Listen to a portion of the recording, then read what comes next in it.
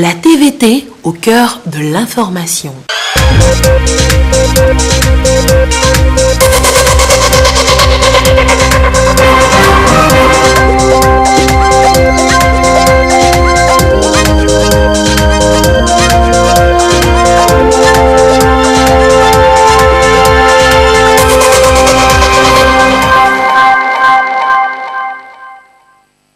Bonsoir à tous, ravi de vous savoir toujours au rendez-vous de l'actualité sur votre chaîne. Dans cette édition, nous ferons un tour à l'aéroport Gnassingbé et à Demande de Lomé après la réouverture pour constater ensemble le dispositif mis en place pour contrôler les passagers au départ comme à l'arrivée. Images et commentaires tout de suite en début de journal avec Lucas. Si nous allons également mieux comprendre le projet d'opportunité d'emploi pour les jeunes vulnérables piloté par l'ANADEB dans le Yotor. L'agence était sur place pour évaluer le projet et son impact sur les bénéficiaires. Une note culturelle dans cette édition avec la naissance de la Fédération togolaise de musique, l'instance et son plan d'action. On en parle également. Voilà pour le sommaire. Bienvenue aux 20h. Comme annoncé en début de cette édition, la plateforme aéroportuaire de Lomé a ouvert ses portes le 1er août dernier avec déjà une cinquantaine de vols enregistrés. Face à la crise sanitaire actuelle, un dispositif est mis en place pour contrôler les passagers au départ comme à l'arrivée. Ce matin, la coordination nationale de gestion de la riposte au Covid-19 et les premiers responsables de la plateforme aéroportuaire ont fait le déplacement pour juger de l'efficacité du dispositif. Retour sur cette visite dans ce compte-rendu de Kwachigler et Lucassi. Réglage pour accueillir les premiers candidats au test du Covid-19 à l'aéroport international Gnassingbé-Yadema. C'est l'une des conditions sine qua non avant de franchir les frontières aériennes du Togo. Tout passager devra présenter au transporteur aérien l'attestation de test négatif au Covid-19 datant de 72 heures avant son embarquement ou débarquement au Togo. L'Institut national d'hygiène s'est installé ici pour faciliter la tâche aux potentiels voyageurs. De l'enregistrement au test, en passant par le prélèvement, toutes les conditions sont réunies pour des résultats fiables. C'est bien, j'ai vu que tout est bien. J'avais cru que ça va prendre du temps, mais je suis arrivé 10 minutes après, on a en même temps fait et je viens de finir faire le test. Donc j'attends 24 heures après recevoir les SMS sur mon téléphone, puisque j'ai donné mon contact et tout. Et pour s'assurer du bon fonctionnement de ce laboratoire, la coordination nationale de gestion de la riposte contre le Covid-19 s'est déplacée sur les lieux.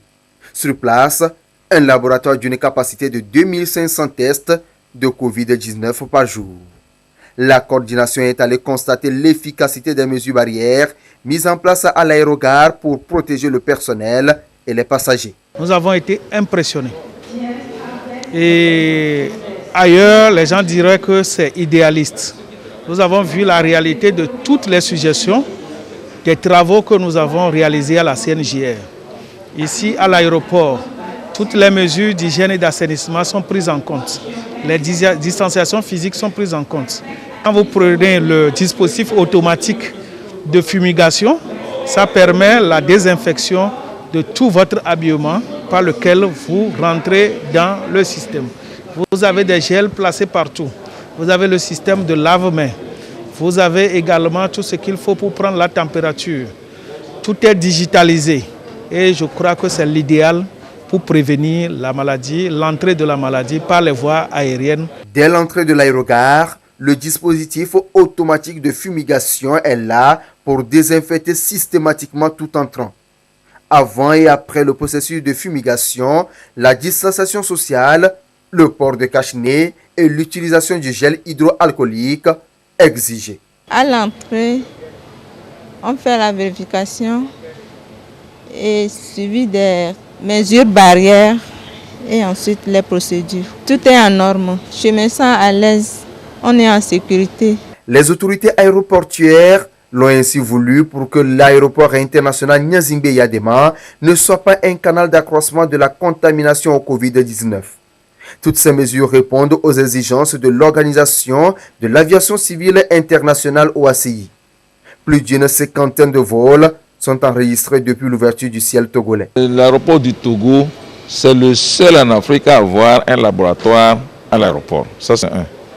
Deux, c'est le seul aéroport qui a déjà le système de désinfection de tous les passagers à l'arrivée comme au départ. Ils sont désinfectés. Et les machines vous disent, si jamais il y a des mesures qui n'est pas respectées, je prends un exemple. Une mesure où vous n'avez pas porté le cache-nez, et vous dit interdiction formelle de rentrer, et c'est sonore. Vous mettez le masque et ok, maintenant vous pouvez rentrer. Nous avons renforcé le contrôle par les éléments de sûreté et de sécurité. Encore une fois, merci au chef de l'État. Pour qu'on puisse contrôler à toutes les phases, donc que les gens soient en règle. Vous avez vu les mesures de distanciation appliquées à tous les niveaux. Au niveau des formalités, on a fait en sorte que les gens touchent le minimum possible les documents. L'ouverture de l'aéroport ne doit pas entraîner une augmentation exponentielle de la pandémie. Du fait qu'on exige un test spécial négatif, on a reçu près de 300, on n'a eu aucun cas. Pourquoi on a mis Togo Safe? C'est pour eux-mêmes. C'est une application volontaire. Si quelqu'un ne veut pas appliquer Togo Safe, on l'envoie en quarantaine. Nous sommes obligés de le garder pendant 14 jours pour savoir si elle est positive ou négative. Alors que si vous faites le test avant d'arriver et que vous êtes négatif, on vous met le QR code, vous rentrez chez vous. Vous n'avez pas besoin de quarantaine. C'est ça, il faut voir que les mesures qui sont édictées, c'est pour le bien des Togolais, c'est pour lutter contre l'expansion de la pandémie. Si quelqu'un avait déjà acheté son billet et qu'il est testé positif, nous avons instruit les compagnies sur les décisions du gouvernement que la personne va avoir son billet qui va être reporté jusqu'à ce qu'on a sa guérison totale sans pénalité. Tout est donc mis en œuvre pour faire de l'aéroport international Gnazingbe-Yadema une porte d'entrée et de sortie sûre du Togo en cette période de crise sanitaire. L'Agence nationale d'appui au développement à la base est également sur le terrain pour apprécier les travaux réalisés et en cours de réalisation du projet d'opportunité d'emploi pour les jeunes vulnérables. Un projet ambitieux du gouvernement avec plusieurs composantes. Le récit de la visite hier avec Dodo Haré.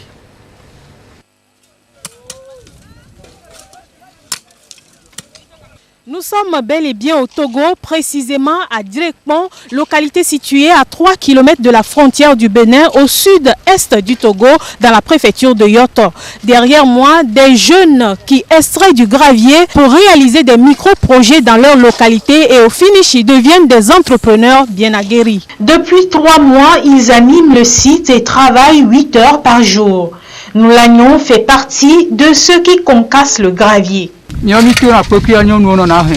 On concasse les graviers, on les tamise et les femmes les transportent vers les camions et nous sommes payés. C'est une activité que ces jeunes ont eux-mêmes identifiée comme génératrice de revenus dans le village de Direkpon. Ils ont à peu près 1 mois et demi pour finir l'exploitation du gravier. Avec les revenus, ils vont réaliser comme micro-projet un forage au profit de la population. Nous n'avons pas d'eau potable ici. Avec l'argent que nous recevons de la vente des graviers, nous allons faire le forage pour la communauté et le reste de l'argent, nous allons clôturer nos établissements scolaires. C'est un cadre créé par l'Agence nationale d'appui au développement à la base ANADEB via le projet d'opportunité d'emploi pour les jeunes vulnérables, ce qui leur permet de contribuer au développement de leur communauté à travers des travaux à haute intensité de main-d'œuvre. Ils en sortent gagnant non seulement avec des revenus, mais aussi avec des formations et des idées d'entreprise. La plupart a déjà un plan d'affaires. On nous a dit si on gagne 40 000 francs comme revenu, on va nous ajouter 60 000 francs pour mener nos propres activités. Moi, j'ai choisi la restauration et la vente de la viande de porc. Avec l'argent que je prends, j'ai commencé déjà par acheter les porcs. Et la formation que j'ai reçue va m'aider dans mon entrepreneuriat. Je me suis portée volontaire pour travailler et on m'a amené sur le site pour l'exploitation du gravier. Je gagne de l'argent avec cette activité. Je fais aussi des économies pour me lancer bientôt dans le commerce. Akosiwa et Ama sont cités comme des exemples de réussite. Elles ont réussi à matérialiser leur idée d'entrepreneuriat grâce à ce projet. L'accompagnement de l'ANADEB m'a permis de me lancer dans le levage des moutons, ce qui fait que j'arrive à nourrir ma famille et à épargner le reste de mes revenus. J'ai fini mon apprentissage depuis, mais je n'arrivais pas à ouvrir mon atelier. Grâce au projet AJE, j'ai ouvert mon atelier il y a à peu près 6 mois et j'ai des apprentis. Aujourd'hui, je suis autonome, je ne vis plus dans la précarité et je dis merci à l'ANADEB et au gouvernement.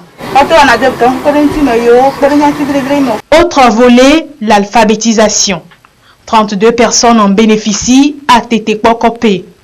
Elles disposent de 14 mois pour maîtriser le béaba. Notre objectif est d'amener les apprenants à pouvoir lire, écrire, compter, savoir faire les calculs, savoir se supporter, s'autosuffire elle-même.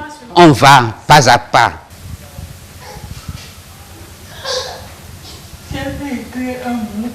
Oh, oh, oh. Je suis venue apprendre parce qu'il y a beaucoup de choses que je ne peux lire par moi-même. Et quand ce projet est venu, je me suis dit, c'est une opportunité pour moi d'apprendre au moins les choses élémentaires.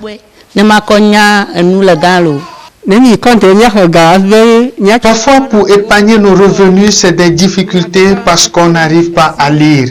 Ça fait que nous avons beaucoup de pertes. Donc nous apprenons, ça fait déjà 3 semaines et je suis très content de ce qu'on m'enseigne ici. À terme, le projet compte sortir plus de 1000 personnes des situations de précarité dans la maritime. Plusieurs communautés sont bénéficiaires et l'ANADEB se réjouit des impacts positifs.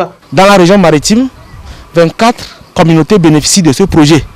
Et c'est 1680 jeunes qui bénéficient. Pour un jeune bénéficiaire, le tout démarre par le volontariat communautaire où le jeune se met à la disposition de sa communauté pour des travaux de haute intensité de main-d'œuvre. Pendant ce travail, le jeune est formé sur les bonnes habitudes de vie et sur l'entrepreneuriat. Le jeune a également un accompagnement pour monter un plan d'affaires sur une activité qu'il a identifiée. À la fin de la mission, le jeune bénéficie d'une subvention du projet qui lui permet de démarrer son activité. Et quand le jeune démarre son activité, il y a un accompagnement en termes de coaching, en termes de mentorat, en termes de formation même par rapport aux spécificités de l'activité. L'idée, c'est qu'à la fin, que le jeune puisse avoir une AGR viable, rentable, qui lui permet de sortir de sa situation de précarité. Les jeunes bénéficiaires qui n'ont pas eu la chance d'aller à l'école, ils bénéficient de l'alphabétisation. Le constat que nous avons fait aujourd'hui, c'est que les jeunes participent avec joie aux activités. Aux opportunités d'emploi pour les jeunes vulnérables s'ajoutent les filets sociaux et services de base dont jouissent également les populations. Les 2 projets sont financés à plus de 28 milliards de francs CFA par la Banque mondiale. Le secteur agricole togolais et les partenaires qui accompagnent la dynamique de productivité, le MIFA ici joue un rôle très important dans ce partenariat, d'où l'augmentation du financement au secteur agricole. Quelle garantie apporte le MIFA et quel est son rôle dans l'organisation de la chaîne de valeur? Les détails dans ce dossier signé Lucassi. Accroître le volume des prêts au secteur agricole de 0,2% à 5% du portefeuille total des prêts bancaires d'ici à 2028. C'est l'une des missions dévolues au mécanisme incitatif de financement agricole fondé sur le partage de risques MIFA-SA. mission à laquelle le mécanisme s'est attelé à chacune de ses actions. En 2 ans d'existence, il collabore avec 9 institutions financières. Réticentes au départ, les banques ont été rassurées par le MIFA-SA. Nous avons adhéré au modèle d'accompagnement qui a été proposé dans le cadre du MIFA. Le MIFA est présent en amont et en aval, à travers un suivi sur le terrain. Nous avons très vite financé le MIFA. Ce financement est intervenu dans la ZAP de Kara, dans le village de Tanyamboul, à hauteur de 95 millions. Nous accompagnons toute la chaîne, que ce soit les intrants, la production, la collecte, la commercialisation, l'équipement, bref, toute la chaîne. Orabank Togo a monté 1400 dossiers dans le secteur agricole pour un financement global de 21 500 millions de francs CFA. Et je dois dire que globalement, tout se passe bien. Le MIFA se charge de monter et structurer les dossiers de financement qu'il nous soumet et que nous réétudions pour après accompagner véritablement le producteur agricole, la PME agricole, les coopératives. C'est ce qui a été fait jusque-là. Nous l'avons fait sur les 3 dernières, depuis 2018, depuis le lancement, nous l'avons fait pour un montant global de 3 milliards de francs CFA pour une vingtaine de dossiers. Et ensuite, nous suivons ensemble le bon dénouement des opérations. Et Dieu merci, jusqu'ici tout se passe bien. Et à cela, il faut ajouter que l'État supporte beaucoup cette initiative, soit en apportant des garanties, et parfois ces garanties sont même liquides. Et nous partageons donc ce risque, tout en suivant les promoteurs. Il faut dire que même au moment où je vous parle, nous avons une vingtaine d'autres dossiers pour un total de 3 milliards de francs que nous voulons financer dans le cadre des opérations avec le MIFA. Le secteur agricole a ses spécificités et exigences. Le MIFA-SA et les banques ont su trouver un terrain d'entente pour les contourner au profit du bien-être des producteurs et autres acteurs du secteur. On a essayé de travailler en amont, d'accord, en envoyant déjà au MIFA, c'est quoi les différentes parties, c'est quoi, on appelle ça souvent le canevas d'un montage de dossier de crédit. Tout simplement que par rapport à ce canevas, eux maintenant, ils rajoutent l'aspect ingénierie, l'aspect culture, l'aspect cycle d'exploitation qui puisse nous permettre à nous de savoir que dans le cadre de ça, il faut minimum tel nombre de temps avant que la personne ne commence par récolter. Et comme je le dis, on ne peut pas demander à une relation de commencer par payer si l'exploitation n'a pas démarré. En fait, c'est la chose la plus importante. Même avec le Covid qui est arrivé, on n'a pas encore enregistré ni d'impayés, ni des créances douteuses et litigieuses. Le portefeuille qu'on a avec le MIFA, c'est un portefeuille qui est sain. On tourne autour de 4 milliards, 4 milliards, et sur cette année, on compte doubler. Donc l'objectif pour fin décembre 2020 est d'aller pour un encours total de crédit qui tourne autour de 10 milliards. Malgré cet engagement des institutions financières, une inquiétude demeure. Les producteurs évoquent la lenteur dans le traitement des dossiers. À cette difficulté relevée, les banques répondent. Effectivement, la question de lenteur a été soulevée. Lorsque vous voulez un financement en septembre, vous ne pouvez pas vous lever en août pour commencer à dire que je veux introduire une demande. Tout cela se prépare. Vous avez l'expertise. Préparez déjà. Vous savez que vous voulez un financement à la prochaine campagne. Vous pouvez la préparer dès la campagne qui est antérieure. C'est comme tout début d'opération. Quand nous avons affaire à de nouveaux clients, surtout de nouveaux clients, ça peut prendre un peu de temps pour renseigner le dossier avec le maximum d'informations précises. Il arrive également que sur certains secteurs à l'intérieur du domaine de l'agriculture, que nous n'ayons pas encore la pratique. Et il faut aussi noter qu'il faut aller parfois sur le terrain pour vérifier que toutes ces choses existent qui sont annoncées par les promoteurs. Ça peut prendre du temps pour les tout premiers dossiers. Mais une fois que la machine est lancée, les dossiers sont un peu plus huilés et on peut aller plus vite. Mais il faut dire qu'avec les échanges que nous avons régulièrement avec le MIFA et les promoteurs, les choses vont de mieux en mieux. On arrive à sortir les dossiers dans des délais un peu plus raisonnables. Des centaines de projets sont financés. Producteurs, agrégateurs, transformateurs et autres entrepreneurs agricoles s'épanouissent en développant plus aisément leurs activités grâce au financement qu'ils obtiennent. Avec l'appui de MIFA, nous avons bénéficié d'un financement d'un montant de 157 millions qui nous a permis d'aller collecter tout. Et je vous dis qu'aujourd'hui, on n'a pas d'impayé. Ici, la Soucoupe a acquis ce terrain de 20 hectares, alors il y a de cela 5 ans. Mais on n'a jamais réussi à exploiter le quart de cet espace-là. Parce qu'il fallait aller avec la charrue peut-être tantôt, aller avec la daba, avec la houe, ce qui n'était pas vraiment facile. Et donc, lorsque MIFA nous a choisi de pouvoir nous donner ce tracteur-là, nous avons fait les 20 hectares et nous avons même complété avec des annexes qui vont jusqu'au-delà de 30 hectares aujourd'hui. J'ai signé le contrat avec ESOP pour pouvoir livrer mon riz en même temps et avoir remboursé le crédit.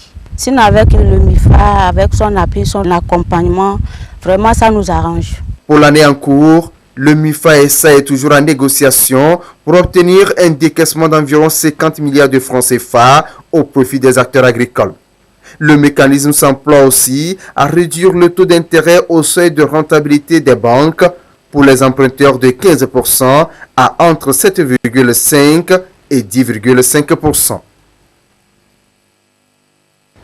Merci à toi, Louis Kassi, pour ce gros format qui nous renseigne du financement du secteur agricole. Au Togo, 20h22, la suite de cette édition.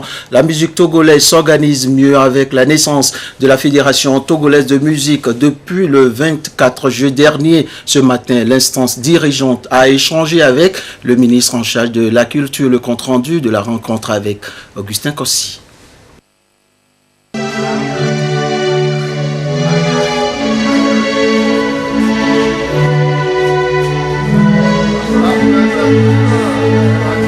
Avec ses notes musicales, le ministre de la Culture accueille le bureau de la Fédération togolaise de musique.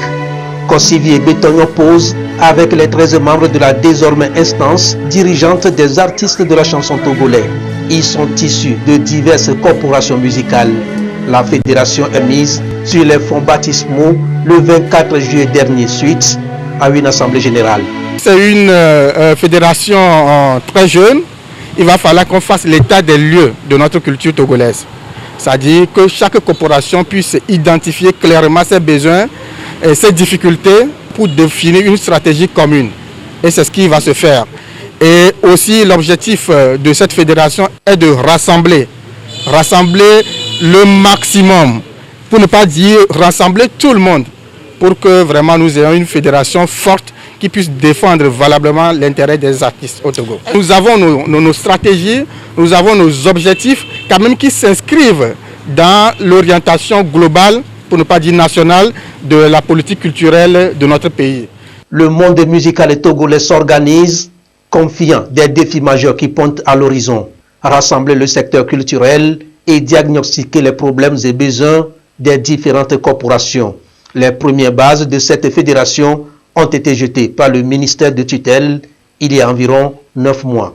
9 mois, ça fait la durée de la gestation chez le plus parfait des mammifères, c'est-à-dire l'homme. Lorsque l'enfant naît, c'est la joie dans la famille. Cet enfant, c'est vous qui l'incarnez, mais en fait l'enfant c'est la fédération. Il fallait cette fédération pour offrir au gouvernement un interlocuteur responsable. L'essor de la musique ne peut provenir seul de la seule action du gouvernement. Il nous faudra nous adresser à des partenaires. Et vous tous, vous savez qu'à ce jour, les partenaires sont réticents à accompagner les individus. Ils sont plus à l'aise lorsqu'ils ont affaire aux organismes non étatiques, comme la Fédération des musiciens. Voilà ce pourquoi nous nous sommes battus pour que cette fédération voit le jour.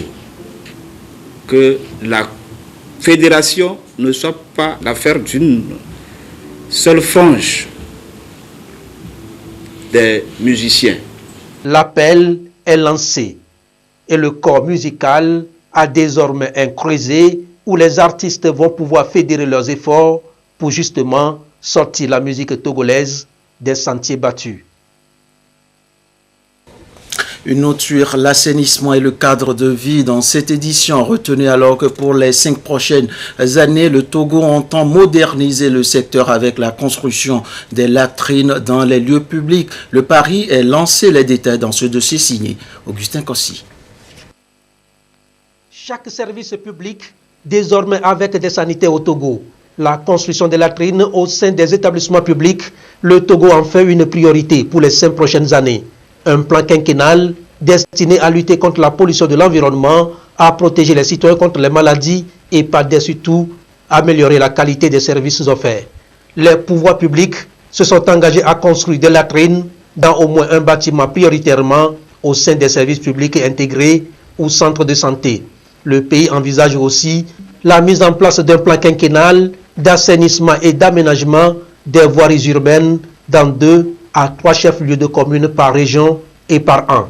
Déjà en 2017, le programme d'appui aux populations vulnérables PAPV a été lancé et a pour but de permettre aux populations de vivre dans les conditions sanitaires adéquates. Grâce au PAPV, la ville de Tchamba a été aménagée. Plusieurs infrastructures sanitaires ont été réalisées avec un coût total de 150 millions de francs CFA. Il a également permis d'améliorer les revenus de 15 000 femmes et jeunes. Dans le même registre, un projet d'assainissement et de gestion de déchets dans la ville côtière d'Anejo est mis en exécution. Avec un investissement de 450 millions de francs CFA, ce projet s'étend sur 3 ans. Il devra faciliter l'abonnement de 2300 ménages à un service de collecte de déchets et 400 à un service de vidange. Aussi, 7 écoles dans le canton de Glidi ont-elles été choisies pour bénéficier des toilettes à chasse manuelle. La vision est d'arriver à gérer durablement les terres, à améliorer la gestion des herbes communautaires et à réhabiliter de petites infrastructures endommagées par l'érosion. Le renforcement des activités génératrices de revenus des populations est inscrit au cœur des ambitions. Des actions à mener dans le cadre du projet d'investissement de résilience des zones côtières en Afrique de l'Ouest. Il est évalué à 1,2 milliard de francs CFA. Je vous fais à présent lecture de certains communiqués de la HAC en vue de la prochaine session consacrée à l'étude des dossiers relevant de ces missions. Le président de la Haute Autorité de l'Audiovisuel et de la Communication porte à la connaissance des entreprises de presse et des professionnels de la communication que les demandes de délivrance des récépissés de la déclaration des parutions écrites et en ligne de cartes de presse et d'autorisation d'exploitation des web télévisions et web radios sont reçus au siège de l'institution au plus tard le 21 août 2020 à 17h30. Tous les dossiers doivent être conformes aux dispositions de la loi numéro 2020-001 du 7 janvier 2020 portant Code de la presse et de la communication en République togolaise. À cet effet, tous ceux qui ont déjà introduit les demandes sont invités à les actualiser sur la base des fichiers indicatifs disponibles au siège ou sur le site de la HAC. Tout dossier arrivé au-delà du 21 août 2020 sera rejeté. Communiqué signé du président de la HAC, Pitalunani Telou. Le ministre de l'Enseignement supérieur et de la Recherche et le ministre de l'Enseignement technique, de la formation et de l'insertion professionnelle porte à la connaissance des candidats titulaires du baccalauréat deuxième partie de l'année 2019, âgés de 23 ans au plus, que l'Agence marocaine de coopération internationale a mis à la disposition du gouvernement des bourses destinées aux étudiants togolais désireux de poursuivre leur formation dans les établissements publics marocains d'enseignement supérieur technique et professionnel au titre de l'année académique 2020-2021. Pouvant faire acte de candidature, les candidats ayant obtenu la mention bien et plus. Les informations complémentaires concernant les filières de formation peuvent être consultées sur le site web www.amsi.ma. Le dossier de candidature doit comporter les pièces non légalisées que vous pouvez consulter dans le quotidien national Togo aux Presse. À noter que le dossier de candidature doit être déposé pour la formation universitaire à la direction des bourses et stages et pour la formation professionnelle au secrétariat général du ministère de l'enseignement technique, de la formation et de l'insertion professionnelle au plus tard le vendredi 14 août 2020 à 16h. Communiqué signé du ministre de l'enseignement technique, de la formation et de l'insertion professionnelle Taïrou Badieng et du ministre de l'enseignement supérieur et de la recherche professeur Kofi Akpa. Ghana, on poursuit cette édition avec l'opération foraine de consultation médicale gratuite à Kogan. Plusieurs patients ont bénéficié de l'opération au centre médico-social de la localité. Reportage Solange Amandé, commentaire Sandra Aziagui. Une consultation foraine gratuite à toutes les couches sociales, l'occasion s'y prête bien en cette période de la pandémie du Covid-19. Des patients souffrant de différentes pathologies et dans le respect des mesures barrières passent à tour de rôle pour se faire consulter et être pris en charge médicalement. Je suis venu faire un contrôle qu'on appelle communément GE après un palu pour voir si j'ai encore du plasmodium dans le sang. Forte à force de constater que quand je suis arrivé, je suis bien accueilli déjà. Et en plus, on m'a proposé un test, je peux aller gratuit d'urine. C'est ce que j'ai fait et je crois que c'est une très bonne chose. Dans des actions comme ça, c'est profitable pour les populations afin de dépister les maladies qu'on ne voit pas visuellement, mais qu'on porte en soi. Je ne me sens pas bien, peu de bilan pour voir mon état général. Je suis satisfait de l'accueil. On fait la consultation et puis quelques analyses. Cette consultation foraine a été rendue possible grâce à la collaboration entre le centre médico-social Jiré et la fondation Hussein Meterek. Objectif, être plus proche des populations dans la prise en charge sanitaire. Le CMS Jiré a décidé d'offrir une consultation gratuite à la population. Donc la fondation estime que ça, c'est des actes qu'il faut soutenir. Parce que nous savons que nous sommes dans un contexte donné actuellement, le Covid-19. Donc il faille aussi prendre les mesures nécessaires pour pouvoir éviter la propagation de cette maladie. Le CMS Jiré offre à la population de Kogan et ses environs une consultation foraine gratuite sous le thème « Les soins de qualité pour toutes les couches sociales ».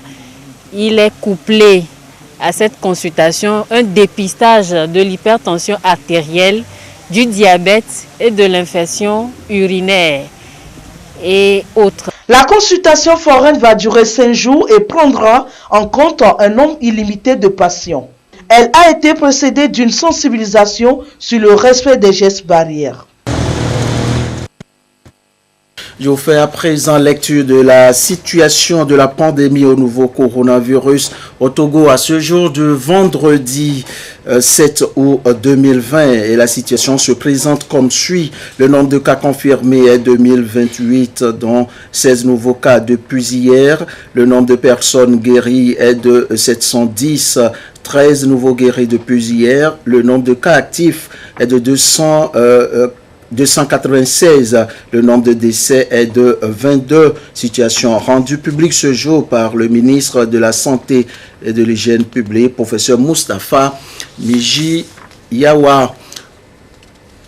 Le nouveau coronavirus continue de faire des victimes. Alors, prudence, encore prudence. Ainsi, Edem Tsusupo, dans le sujet qui va suivre, nous parle de la maladie et les moyens de prévention. Regardez. Presque tous les pays du monde sont touchés par le nouveau coronavirus. Ce virulent virus se transmet d'homme à homme par voie aérienne au contact de sécrétions ou d'objets contaminés. La maladie est parfois mortelle. Elle cause des complications chez les sujets immunodéprimés qui doivent limiter nécessairement leur déplacement. Il faut alors se protéger et protéger les autres. La meilleure manière de se protéger est de se laver régulièrement les mains avec de l'eau et du savon.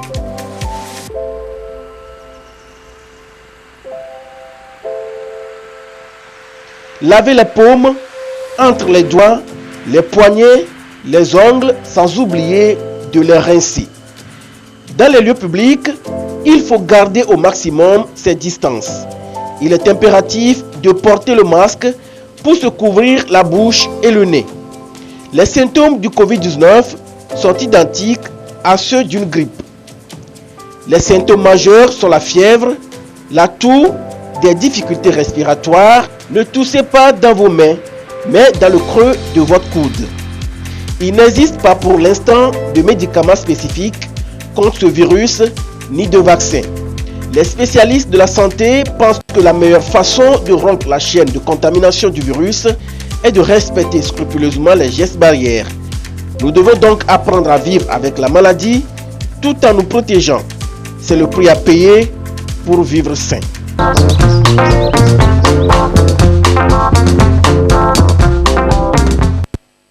Série de communiqués avant de refermer cette édition. Le ministre de la Défense et des anciens combattants communique les concours d'entrée en classe de 6e et de 2e au collège militaire et Yadema session 2020 auront lieu le jeudi 13 août 2020. À cet effet, les candidats sont priés de se présenter dans le centre d'écrit à 6h30 munis d'une pièce d'identité, de la quittance d'inscription et du matériel didactique pour concourir.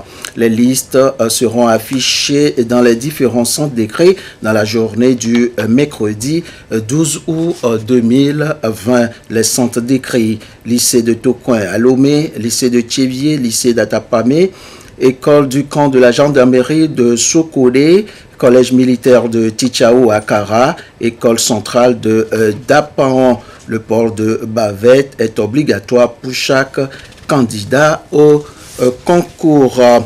Un autre communiqué du HCRON dans le cadre de sa mission de mise en œuvre des recommandations de la Commission Vérité, Justice et Réconciliation et plus précisément le volet réparation communautaire. Le HCRON constate avec regret que certains individus se livrent à des actes de nature à contrecarrer la politique de consolidation de la paix, du vivre ensemble et de cohésion sociale. Notamment, le HCRO note avec amertume des actes d'accaparement de vastes étendues de terre par des ventes ou achats illicites de grandes superficies dans les préfectures de Blita, Sotouboua et un peu partout sur le territoire où des populations victimes de troubles sociopolitiques ont été relocalisées et installées par le gouvernement pour y vivre et mener leurs activités socio-économiques. Ces populations qui n'aspirent qu'à vivre sur ces terres de notre patrimoine commun qu'est le Togo se sentent à nouveau victimes de perturbations et de menaces d'expulsion émanant des soi-disant propriétaires de leur lieu de réinstallation. Elles sont aux abois et déclarent, je cite, qu'elles n'ont nulle part d'autre où aller. Fin de citation. Alors que le HCRON, dans sa stratégie de mise en œuvre des réparations communautaires, s'active grâce aux efforts du gouvernement et avec l'appui des partenaires économiques du Togo, à leur apporter l'apaisement nécessaire à la vie communautaire. Face à cette situation qui sape dangereusement la politique de réconciliation nationale en cours dans notre pays, le HCRON met formellement en garde tout individu qui entreprendrait d'acquérir ou vendre des parcelles de terrain dans ces zones de réinstallation des populations. Le HCRON invite à cet égard les juridictions, tribunaux et cours saisis pour des litiges fonciers de ces lieux ainsi que les services de l'OTR et les départements ministériels concernés à s'abstenir de toute attribution, confirmation ou octroi de droits de propriété sur ces lieux qui sont des domaines de l'État. Le HCRON compte sur la bonne compréhension de toute la population pour le bien de tous. Communiqué signé de la présidente. Tout de suite à 21h, vous suivrez l'émission Au cœur de la nation spéciale plateau Covid-19 avec Anita Tigakou et ses invités. Un rendez-vous pour vous faire le point de la situation pandémique au Togo. Soyez donc au rendez-vous. Juste après ce journal, vous suivrez également une rubrique consacrée à l'amélioration du climat des affaires au Togo. Thème à développer ce soir, les magistrats et avocats soulagés par les mesures portant sur la dématérialisation. Ainsi se referme cette édition. Merci à vous tous qui l'avez suivi. Continuons d'observer les mesures barrières face au nouveau coronavirus. À très vite alors, pour toujours vous servir avec le même plaisir et la même envie.